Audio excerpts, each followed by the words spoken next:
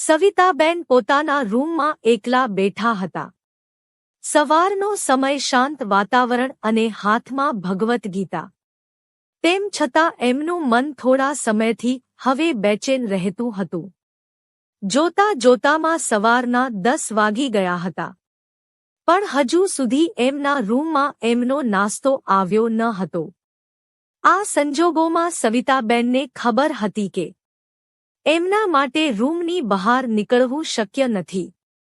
વહુએ સ્પષ્ટ કહી દીધું હતું કે ઘરમાં એમનું આમ તેમ ભટકવું એને પસંદ નથી.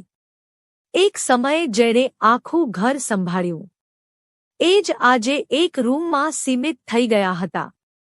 આ પરિસ્થિતિમાં તેઓ ભગવદ્ ગીતા વાંચતા અને મનને શાંત રાખવાનો પ્રયાસ કરતા હતા. સફેદ દિવાલો, રૂમની શૂન્યતા અને એકલતા એ જ એમનો સહારો બન્યું હતું. સવિતાબેનનું ધૈર્ય હવે ખૂટવા માંડ્યું. ભૂખને તેઓ વધુ સહન કરી શક્યા નહીં, તેથી ધીમે ધીમે તટસ્થ પગલાં માંડતા રસોડા તરફ આગળ વધ્યા. રસોડામાં પહોંચીને એમની આંખો ભોજન શોધવા લાગી. રસોડામાં જઈને રોટલી કે થોડુંક પણ ખાવાનું લેવા હાથ લાંબો કર્યો. એટલી જ વારમાં એમની વહુ સાક્ષી ઝડપથી ત્યાં આવી પહોંચી. સાક્ષીના ચહેરા પર ગુસ્સો સ્પષ્ટ રીતે વર્તાઈ આવતો હતો. એ એક ક્ષણમાં જ સવિતાબેન પર તૂટી પડી.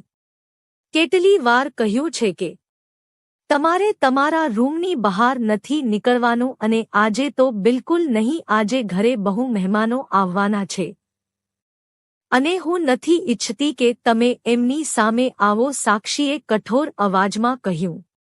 સાક્ષીના શબ્દો તીક્ષ્ણ તીર જેવા લાગ્યા. દુઃખી થઈને તેઓ પાછા ફરી ગયા. હાથમાં લેવામાં આવેલ એક નાનકડી રોટલી પણ તેઓ મૂકીને પાછા રૂમમાં જઈને બેસી ગયા.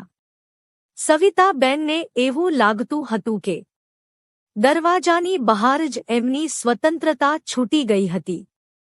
તેઓ ધીમે ધીમે પોતાના રૂમમાં આવી દરવાજો બંધ કરી અને ખાટલા પાસે જઈ બેઠા. તેમની આંખો ભીંજાઈ ગઈ અને મનમાં ઉભરાતું દુઃખ તેઓ રોકી ન શક્યા.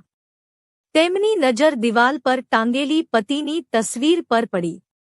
ધૂંધળી આંખોથી એ તસવીરને નિહાળતા રહ્યા. એ જ ચહેરો જે પહેલા એમને હંમેશા સુરક્ષિત અને માનભર્યું જીવન આપતો હતો. પોતાના પતિની તસવીર સામે એ એમનું દુઃખ કહેવા લાગ્યા કે જો આજે તમે જીવતા હોત તો આ બધું મારે સહન ન કરવું પડત. સવિતાબેન પતિની તસવીર હાથમાં લઈને રડવા લાગ્યા. ભૂખના કારણે સવિતાબેન એવા તે ભીડાઈ રહ્યા હતા કે એમની આંખો પાસે અંધારું છવાઈ ગયું અને જાણે એ પોતાના ભૂતકાળમાં ગરકાવ થઈ ગયા. એક સમય હતો જ્યારે સવિતાબેનનો પરિવાર હળી મળીને ખુશખુશાલ જિંદગી જીવતો હતો. આજથી 3 વર્ષ પહેલા જ સવિતાબેનના પતિ શંકરભાઈનું અવસાન થયું હતું.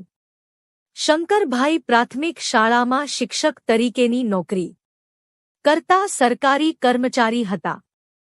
સંતાનમાં એક દીકરી અને એક દીકરો. સવિતાબેન અને શંકરભાઈ ઘણી કઠિન પરિસ્થિતિ ભોગવીને એના બંને બાળકોને શિક્ષિત કર્યા હતા. એમની દીકરી વિદેશ સાસરે છે અને ક્યારેક ક્યારેક એ સવિતાબેનની સાળ સંભાળ લઈ લે છે. અને સામે સવિતાબેન પણ દીકરીને દુઃખ ન લાગે એના માટે એનાથી બધી જ હકીકત છુપાવીને રાખે છે. દીકરાના અભ્યાસ માટે એમણે પોતાની બધી જ જમીન વેચીને એના અભ્યાસનો ખર્ચ પૂરો પાડ્યો હતો. કારણ કે દીકરાને એક દિવસ ખૂબ મોટા માણસ બનવાનું સપનું હતું અને પોતાના સંતાનોનું સપનું પૂરું કરવા માટે એના માતા પિતાએ ખૂબ ત્યાગ કર્યા હતા. સવિતાબેનનો દીકરો સમીર આજે શહેરનો કલેક્ટર છે.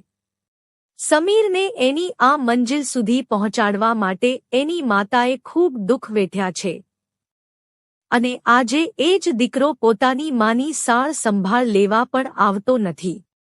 જો સવિતાબેન ક્યારેક એની સાથે કંઈ વાતચીત કરવાની કોશિશ કરે તો મને અત્યારે સમય નથી, મારે એક જરૂરી કામ છે. બસ આવો જવાબ આપીને એ ત્યાંથી નીકળી જતો હતો.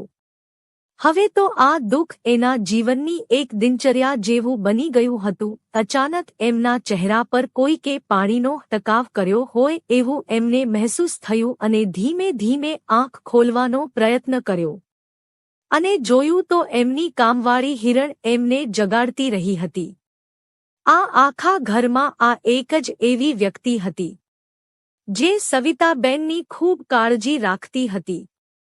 એ તો બસ સવિતાબેનનો રૂમ સાફ કરવા માટે અંદર આવી હતી અને તેમની આ હાલત જોઈને એ પણ થોડીવાર વિચારમાં પડી ગઈ. કિરણે સવિતાબેનને ઊભા કરીને પલંગ પર બેસાડી દીધા અને એમને પાણીનો ગ્લાસ ભરી દીધો. કિરણ સવિતાબેનને પૂછવા લાગી, માજી શું થઈ ગયું?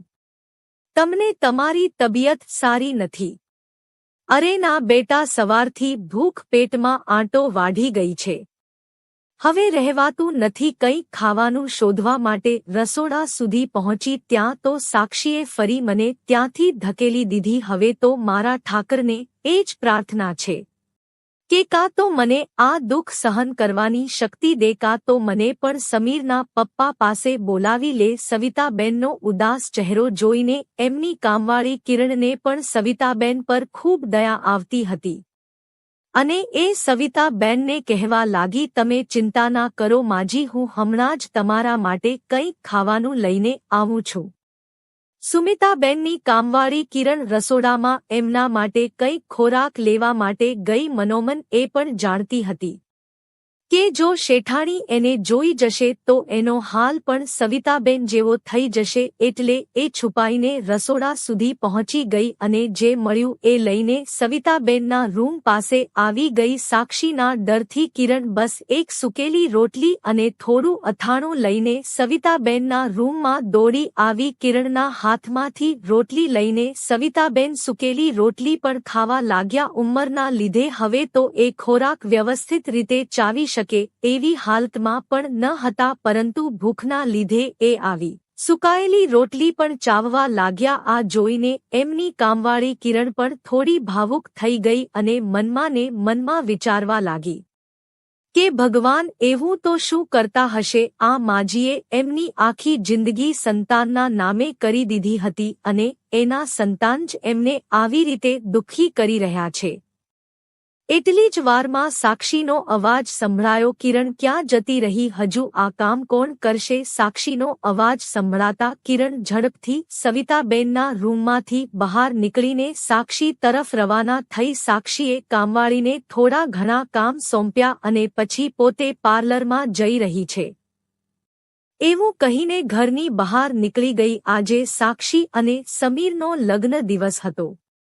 આજે એમના લગ્નને પૂરા 5 વર્ષ થયા હતા, જેને લઈને એમણે આજે પોતાના ઘરે એક પાર્ટીનું આયોજન કર્યું હતું, જેમાં સાક્ષી અને સમીરના મિત્રોને આમંત્રણ આપવામાં આવ્યું હતું. જેવી સાક્ષી ઘરની બહાર નીકળી પછી તરત જ કિરણે રસોડામાં જઈને થોડું ગરમ જમવાનું બનાવી સવિતાબેનને આપવા માટે એમના રૂમમાં પહોંચી ગઈ અને સવિતાબેનને કહેવા લાગી, માજી અત્યારે આ જમી લ્યો, સાંજે તમારા ઘરે એક પાર્ટીનું આયોજન કરેલું છે. આજે શેઠ અને શેઠાણીની એનિવર્સરી છે એટલે બહુ બધા મહેમાનો આવવાના છે અને તમને વિવિધ પ્રકારની વાનગીઓ ખાવા મળશે. આ સાંભળી સવિતાબેન તો ખુશ થઈ ગયા, કારણ કે ઘણા દિવસો વીતી ગયા હતા કે એમને કંઈ સારો ખોરાક ખાયો ન હતો. ફરી સાક્ષી ઘરે આવી જાય એના પહેલા કિરણે બધું જ સરખું કરી નાખ્યું અને પોતાના કામમાં વ્યવસ્થિત રીતે ધ્યાન દેવા લાગી. સાંજના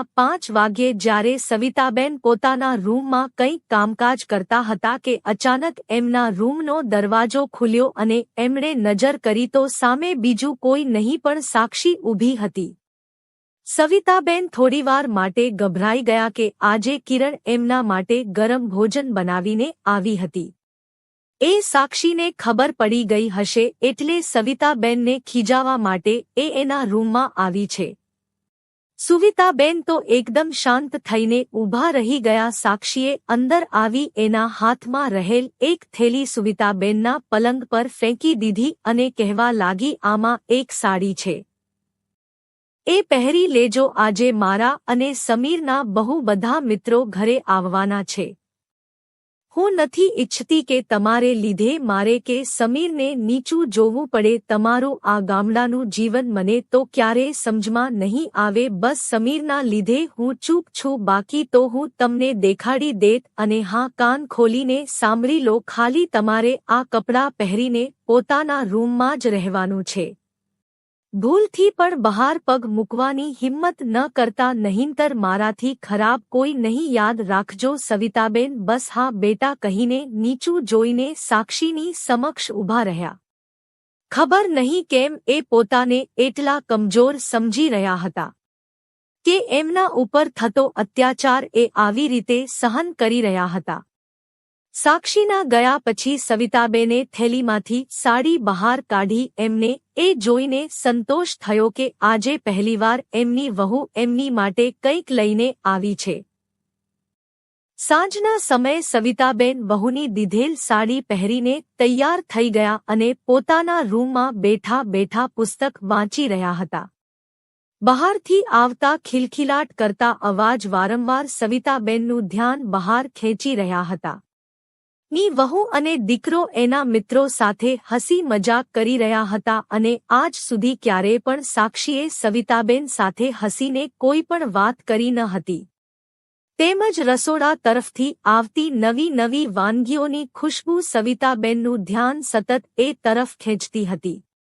શિયાળાના દિવસો હતા એટલે સાંજના સમયે પવન થોડો વધારે જ ફૂંકાતો હતો અને એ જ દરમિયાન સવિતાબેનના રૂમનો દરવાજો પવનના લીધે ખુલી ગયો. સાક્ષીના શબ્દો સવિતાબેનને તરત જ યાદ આવી ગયા અને એ દરવાજો બંધ કરવા માટે ઊભા થયા કે અચાનક સમીર જેવડી જ ઉંમરનો એક માણસ ત્યાંથી પસાર થયો અને સવિતાબેનને જોઈને થોડીવાર માટે થોભી ગયો. સવિતાબેન તો ગભરાઈને ઝડપથી દરવાજો બંધ કરવા ગયા અને એ માણસ દરવાજા પાસે હાથ રાખીને કહેવા લાગ્યો, અરે આંટી, તમે અહીંયા મને ના ઓળખ્યો? સવિતાબેનના ચહેરા પર થોડું સ્મિત લાગ્યું. આવીને કહેવા લાગ્યા, અરે હા બેટા, હજુ આજે જ આવી છું. થોડી થાકી ગઈ હતી એટલે મારા રૂમમાં આરામ કરતી હતી.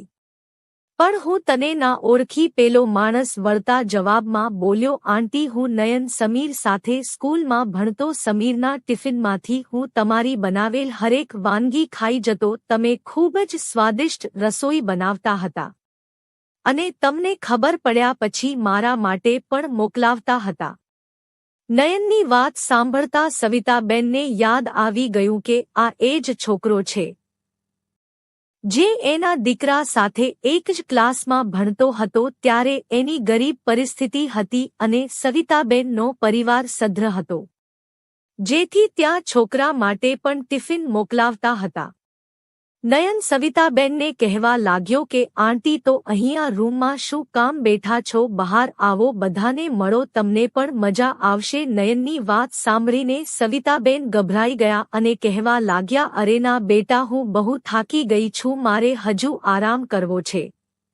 તમે બધા છોકરાઓ મજા કરો, હું અહીંયા જ મારા રૂમમાં રહું છું. પરંતુ નયન એકનો બે ના થયો અને સવિતાબેનને કહેવા લાગ્યો કે આરામ તો પછી પણ થઈ જશે, પણ આ સમય બીજી વાર નહીં આવે. આટલું કહી નયન સવિતાબેનનો હાથ પકડીને એમને બહારના ડ્રોઈંગ રૂમ તરફ લઈ ગયો. સવિતાબેન ગભરાતા ગભરાતા બહાર આવ્યા. ચારે તરફ સમીરના અને સાક્ષીના મિત્રો બધા ખિલખિલાટ કરવામાં વ્યસ્ત હતા. નયનને હોલમાં પહોંચતા ની સાથે જ કહેવા લાગ્યો, એક્સક્યુઝ મી એવરીવન, જરા ધ્યાન આપજો, આ છે સવિતા આંટી. સમીરના મમ્મી અને સવિતાબેને સહેજ જેવી નજર ઊંચી કરી તો સમીર અને સાક્ષી કટાક્ષ ભરી નજરથી સવિતાબેન તરફ જોઈ રહ્યા હતા. તરત જ સવિતાબેને પોતાની નજર ઝુકાવી દીધી. ત્યાં ઊભેલા તમામ લોકો સવિતાબેનને આવકાર આપી એમને એક પછી એક મળતા રહ્યા. સવિતાબેન બસ એક તરફ જ ઊભા હતા.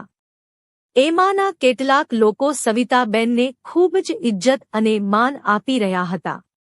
આ જોઈને એમને મનમાં થોડું સારું લાગતું હતું અને એ જ સમય દરમિયાન સાક્ષીની એક ફ્રેન્ડ એની બીજી ફ્રેન્ડને કહેવા લાગી, અરે યાર, જો તો ખરી આ સાક્ષીની સાસુ કેવી લાગે છે.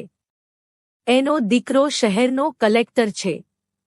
છતાં પણ એના હાલચાલ તો જુઓ, સાક્ષીને કેમ ગમતું હશે આવી ડોશી સાથે રહેવું? આ વાત સાક્ષીના કાન સુધી સ્પષ્ટ રીતે પહોંચતી હતી, પરંતુ પોતાના મિત્રો વચ્ચે એના ઘરની ઇજ્જત ન જાય એના માટે સમીર અને સાક્ષી બસ શાંત થઈને બધું જોતા હતા.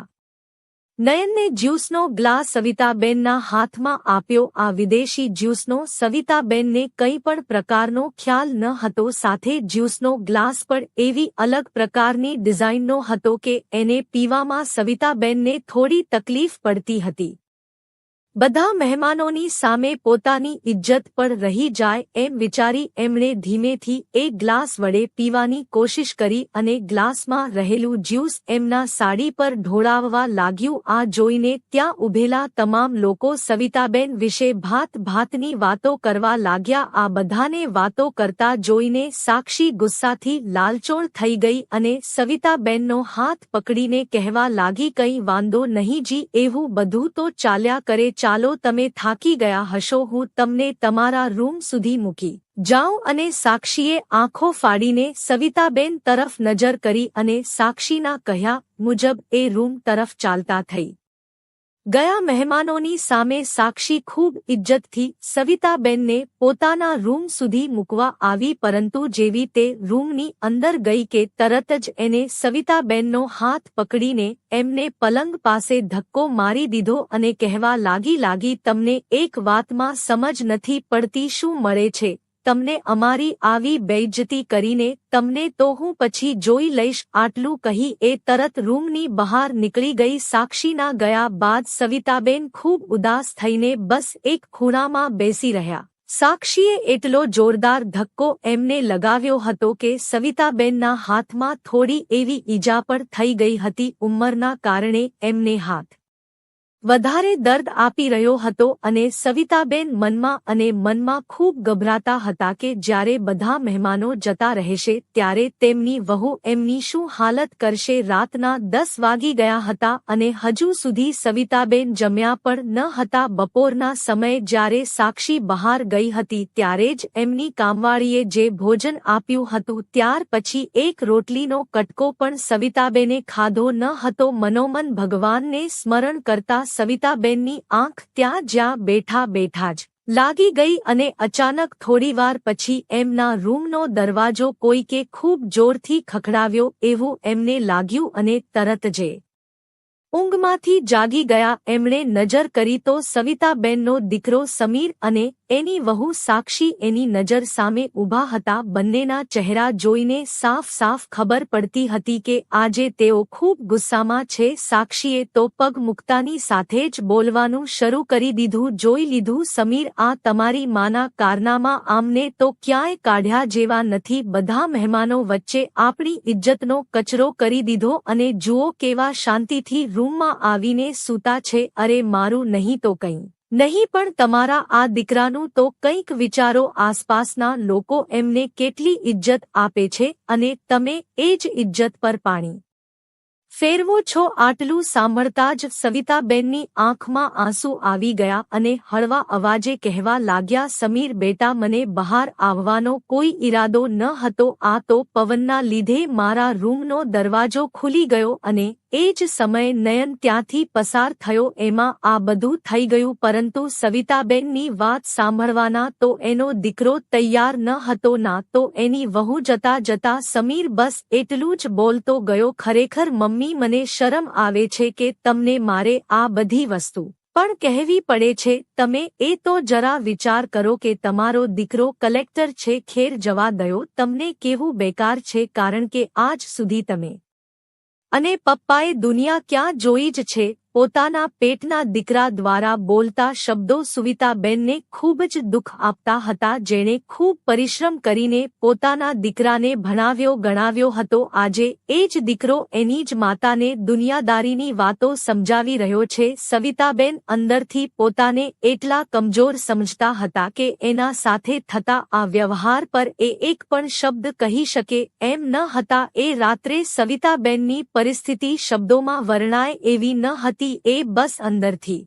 ખૂબ દુઃખ મહેસૂસ કરી રહ્યા હતા અને ભગવાનને બસ એક જ પ્રાર્થના કરી રહ્યા હતા કે મને બસ હવે એમના પાસે બોલાવી લે દિવસો આવી જ રીતે પસાર થતા ગયા. સવિતાબેનની વહુ સાક્ષીનો વ્યવહાર એમના પ્રત્યે દિવસેને દિવસે બગડતો જતો હતો અને આ બાબતમાં એનો દીકરો સમીર પણ કોઈ ધ્યાન આપતો ન હતો. એ તો બસ પોતાના જ કામમાં વ્યસ્ત રહેતો હતો. સવિતાબેનના પતિના અવસાન પછી સાક્ષી અને સમીરનો વ્યવહાર સવિતાબેન પ્રત્યે ખૂબ જ સારો હતો, પરંતુ એ પણ એક સ્વાર્થ માટે સમીરના પપ્પા એમના ગામડાનું ઘર સવિતાબેનના નામે મૂકીને ગયા હતા, જેના પર સાક્ષીની નજર હતી. એક દિવસ બંને જણાએ સવિતાબેનને લાગણીવશ બનાવીને એમના પાસેથી આ મકાન કોઈક બીજા વ્યક્તિને વહેંચાવી દીધું અને એમ કરીને સવિતાબેનને મનાવી લીધા કે જો અત્યારે આ રૂપિયા નહીં ભરીએ તો સમીરે અભ્યાસમાં અત્યાર સુધી કરેલી મહેનત વ્યર્થ જશે. પોતાના દીકરાનું કોઈમાં ખરાબ કેવી રીતે વિચારી શકે, આ સમજીને તેમણે આ અમૂલ્ય પૂંજી એના દીકરા ખાતર વેચી દીધી અને આજે એ જ દીકરાના આલીશાન ઘરમાં સવિતાબેનની આવી હાલત થઈ રહી છે. આ પરિસ્થિતિ ખૂબ દુઃખદ હોય છે, જ્યાં માતાપિતા પોતાના બાળકો માટે અનંત ત્યાગ કરે છે, તેમનું ઉજ્જવળ ભવિષ્ય બનાવવા માટે પોતાની સુખ શાંતિ દાવ પર મૂકે છે અને જ્યારે એ જ સંતાન મોટા થઈ જાય ત્યારે માતાપિતાની મહેનત, ત્યાગ અને સંસાર માટે કરેલા સંઘર્ષને ભૂલી જાય છે. એક સવારે રવિવારનો દિવસ હતો અને સમીર પોતાની પત્ની અને બાળક સાથે ફરવા માટે જવાનો હતો. એના પહેલા સાક્ષી સવિતાબેનના રૂમમાં આવી અને એટલું કહીને જતી રહી કે આજે કિરણ પણ કામ ઉપર નથી આવવાની અને અમે પણ બહાર જઈએ છીએ, એટલે આજે ઘરનો તમામ કામકાજ તમારે કરવાનું છે. રાત્રે જ્યારે પણ અમે ઘરે આવીએ ત્યારે અમારા બધાનું જમવાનું તૈયાર રાખજો. સાક્ષી એટલું કહીને ત્યાંથી નીકળી ગઈ અને સવિતાબેન પણ એની હામાહા કહીને ત્યાં જ બેઠા રહ્યા. આખર સવિતાબેન માટે એ જ એ વિકલ્પનું હતું કે જ્યાં દરરોજ બધા હોવા છતાં તેઓ પોતાને એકલા જ મહેસૂસ કરતા હતા અને આજે તો ઘરે પણ કોઈ હાજર ન હતું. આ બંને દિવસોમાં એમને કોઈ ફેરફાર દેખાતો ન હતો. વહુઓના કહ્યા મુજબ એમણે ઘરની સાફ સફાઈ કરવાની શરૂ કરી. ઉંમરના લીધે હવે એમના હાથ પગ પણ પહેલાની જેમ ઝડપથી ચાલતા ન હતા. તેઓ ધીમે ધીમે ઘરનું કામકાજ કરવાનું શરૂ કરી દીધું. કામ કર્યા પછી સવિતાબેનને ખૂબ ભૂખ લાગી હતી, એટલે તેમણે રસોડામાં જઈને જોયું તો જ્યાં નાસ્તો પડેલો હોય ત્યાં સાક્ષી તાળું મારીને ગઈ હતી. આખા રસોડામાં ક્યાંય પણ કોઈ ખાવાની ચીજ વસ્તુઓ ન હતી, માત્ર સવારનું બનાવેલી રસોઈ પ્લેટફોર્મ પર ઢાંકેલી પડેલી હતી. ભૂખના કારણે સવિતાબેને ઠંડી રસોઈ ખાવાનું જ નક્કી કર્યું. એ વ્યવસ્થિત રીતે ચાવી પણ નહોતા શકતા, પરંતુ થાકના લીધે એમને ભૂખ થોડી વધારે જ લાગી હતી. જમીને તેઓ ફરી પોતાના કામમાં લાગી ગયા. આજે ઘરનું કામ થોડું વધારે જ હતું અને એમનું શરીર પણ એમનો સાથ આપતું ન હતું, કારણ કે હમણાં ઘણા દિવસથી સાક્ષી એમના પર ખૂબ જ અત્યાચાર કરતી હતી, જેના લીધે સવિતાબેનનું શરીર ખૂબ જ કમજોર થઈ ગયું હતું. અતિશય અશક્તિના લીધે સવિતાબેનને ચક્કર આવી ગયા અને એ જમીન પર નીચે ફસલાઈ પડ્યા. વહાલા મિત્રો, આગળ શું બન્યું એ ઘટનાની વાત કરીએ તેના પહેલા જો આપ ચેનલ પર નવા આવશ્યક હોય તો નીચે આપેલું સબસ્ક્રાઇબનું બટન દબાવીને ચેનલને અત્યારે જ સબસ્ક્રાઇબ કરી લેજો, જેથી દરેક નવા એપિસોડની માહિતી આપને સમયસર મળતી રહે. અને દરેક મિત્રોને વિનંતી કે આ વિડીયોને લાઇક પણ જરૂરથી કરી દેજો. સામે એનો દીકરો અને વહુ તો ફરવામાં મસ્ત હતા. અચાનક સમીરના ફોન પર ફોન આવ્યો અને થોડીવાર માટે ગંભીર થઈ ગયો. સાક્ષી એને પૂછવા લાગી કે કોનો ફોન હતો અને શું થયું. સમીરે બસ એટલું જ કહ્યું કે આપણે અત્યારે હોસ્પિટલ જવું પડશે. પછી સમીર અને સાક્ષી હોસ્પિટલ જવા માટે નીકળી ગયા. ત્યાં જઈને જોયું તો હોસ્પિટલના ખાટલા પર સવિતાબેન બેહોશ હાલતમાં સૂતા હતા અને એની બાજુમાં સમીરનો ખાસ મિત્ર નયન ઊભો હતો. સમીરે આવીને સવિતાબેનને વિશે પૂછ્યું અને ડોક્ટરે જણાવ્યું કે અતિશય કમજોરીના લીધે તેઓને ચક્કર આવી ગયા છે, સાથે બીપીના પણ પેશન્ટ છે, એમને સમયસર ખાવાનું મળતું નહીં હોય, જેના લીધે એમને આ સમસ્યા થઈ છે. 2-3 દિવસની સારવાર પછી એ પહેલાની જેમ સ્વસ્થ થઈ જશે. પછી નૈયાને સમીરને બધી વાત કહી સંભળાવી કે સમીર, હું તો બસ તારા ઘર તરફથી નીકળતો હતો તો મને વિચાર આવ્યો કે આજે રવિવાર છે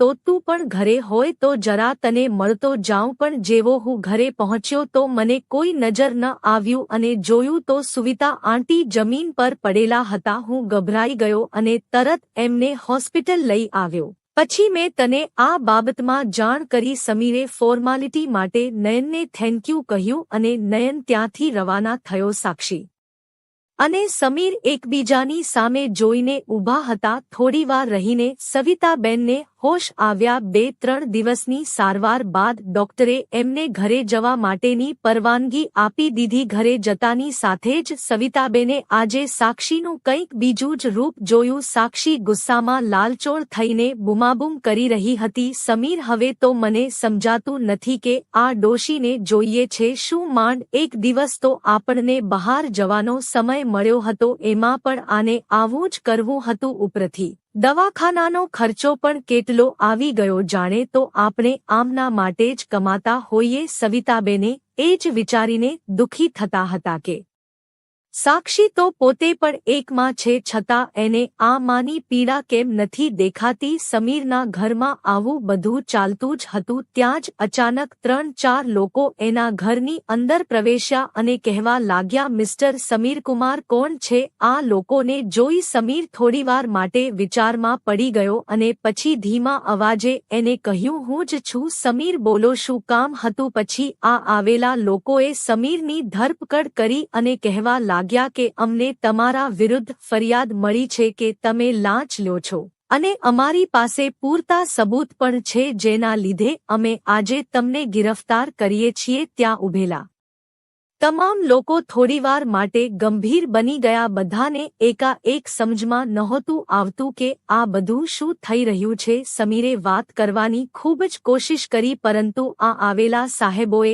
એનું એક પણ વાત સમજવા માટે તૈયાર ન હતા અને સમીરને પકડીને તેઓ બહાર નીકળતા થયા. આસપાસ લોકોની ભીડ જામી ગઈ, કારણ કે સમીર કોઈ સામાન્ય માણસ ન હતો. એ તો શહેરનો કલેક્ટર હતો અને એને થતી ધરપકડ જોઈને આસપાસ ઊભેલા નવી વાત કરવાનું પણ શરૂ કરી દીધું. સાક્ષી પણ એમની પાછળ દોડતી રહી કે મારા પતિએ કંઈ નથી કર્યું. સમીરને જેલમાં પૂરી દેવામાં આવ્યો. એના બધા જ મિત્રો સમીરના ઘરે પહોંચી ગયા. સાક્ષી તો બસ ત્યાં બેઠી રડતી હતી અને સવિતાબેન પણ ખૂબ ચિંતામાં દેખાતા હતા. સમીરના મિત્રો એના ઘરના સભ્યોને સાંત્વના આપતા કહેવા લાગ્યા, ભાભી તમે ચિંતા ન કરશો, અમે બધું જ જોઈ લઈશું. અને આ લોકો સમીર પાસે જવા માટે નીકળી ગયા. એમના ગયા પછી સાક્ષીએ આ બધું બનવા પાછળ સવિતાબેનને દોષી માની લીધા અને કહેવા લાગી કે જ્યારને તમે અમારા ઘરમાં આવ્યા છો ત્યારનું કંઈક ને કંઈક થયા જ કરે છે. અમને શાંતિથી જીવવા કેમ નથી દેતા? પરંતુ સુવિતાબેન બસ નીચે જોઈને સાક્ષીની વાતો સાંભળતા રહ્યા અને સમીરના મિત્રોને આવીને કહ્યું કે સમીરને 5 લાખ રૂપિયાનો દંડ કરવામાં આવ્યો છે અને સાથે 3 મહિનાની જેલ પણ ભોગવવી પડશે. આ સાંભળી સાક્ષી અને સવિતાબેન બંને રડવા લાગ્યા અને સમીર પરે આક્ષેપો પણ લાગ્યા છે કે એણે આ બધી જ મિલકત એ લાંચના પૈસામાંથી જ ઊભી કરેલી છે, જેથી સરકાર એના પાસેથી બધી જ મિલકત ઝડપી લે છે. આટલું સાંભળતા જ સાક્ષીના તો હોશ ઉડી ગયા, કારણ કે જે માલ મિલકતને લઈને એ આટલી ઘમંડમાં ફરતી હતી એ કમંડ એક ક્ષણમાં જ વેર વિખેર થઈ ગયો. બીજે દિવસે સવારે સરકારી કર્મચારીની ટીમ સમીરના ઘરે આવી પહોંચી અને એમનું ઘર જપ્ત કરવા માટેની કાર્યવાહી કરવા લાગી. સાક્ષી તો પોતાનો સામાન પેક કરીને એના બાળકોને લઈને પોતાના પપ્પાને ત્યાં રહેવા માટે જતી રહી અને સમીરના મિત્રોને એટલું કહીને ગઈ કે સમીરને કહી દેજો જ્યારે તે જેલની બહાર આવે ત્યારે મને ફોન કરે. અત્યારે હું મારા પપ્પાને ત્યાં જતી રહું છું. આટલું કહી સાક્ષી પોતાના દીકરાને લઈને ત્યાંથી નીકળી ગઈ અને સવિતાબેન બસ ત્યાંને ત્યાં ઊભા રહી ગયા. સમીરના મિત્રો સાક્ષીનો વ્યવહાર બસ જોઈ જ રહ્યા અને એમાંથી એકે આવીને સવિતાબેનને કહ્યું, આંટી તમે અત્યારે મારા ઘરે ચાલો, હું અને મારા મમ્મી બંને જ અહીંયા રહીએ છીએ. થોડા દિવસ તમે મારા મમ્મી સાથે રહો, તમને પણ સારું લાગશે. આ શહેરમાં સવિતાબેનનું બીજું કોઈ આધાર ન હતો એટલે એમણે ના છૂટકે સમીને આ મિત્રની વાત સાંભળવી પડી અને એ તેમના ઘરે પહોંચી ગયા. સમીનો મિત્રો નયન ખૂબ જ વિવેકી હતો. એણે ખૂબ સન્માનથી સવિતાબેનને પોતાના ઘરે રાખ્યા અને એમની ખૂબ સાર સંભાળ કરી. સવિતાબેનને પોતાના દીકરાની ખૂબ જ ચિંતા થતી હતી અને એ વારે વારે નયનને એક જ પ્રશ્ન પૂછ્યા કરતા, તે મારો દીકરો શું કરે છે અને હાલતમાં છે? એમાં 3 મહિનાનો સમય વીતી ગયો પણ સમીર પાસેથી બધી જ મિલકત લઈ લેવામાં આવી હતી.